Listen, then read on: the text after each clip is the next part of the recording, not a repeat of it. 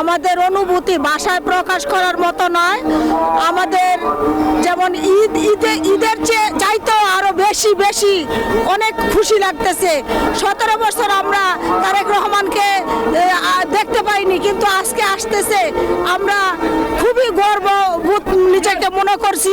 এমন একটি দলকে আমরা কর্মী হতে পারে নিজেকে ধন্য মনে করতেছি। তারেক রহমান বীরের বেশে আসবে ফিরে বাংলাদেশে। তারেক রহমানের আসার জন্য সবাই বাংলাদেশ হাসতেছে, সবাই খুশিতে আত্মহারা, সবাই এর জন্য সারা বাংলাদেশের মানুষ দূর দূরান্ত থেকে তারা অনেক কষ্ট করে এখানে আসছে তারেক রহমানকে দেখার জন্য।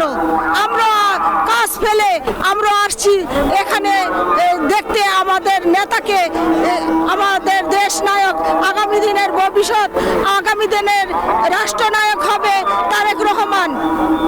এর জন্য আমরা আসছি, তার জন্য আমরা দোয়া করছি আল্লাহ যেন তাকে সুস্থ রাখেন এবং আগামীতে যেন বাংলাদেশটাকে জয়যুক্ত করে, বাংলাদেশটাকে আরো এগিয়ে নিয়ে যেতে পারে, বাংলাদেশটাকে একটা ইয়ের মধ্যে একটা রাখতে পারে, একটা শক্তিশালী একটা দেশ হিসেবে গড়তে পারে।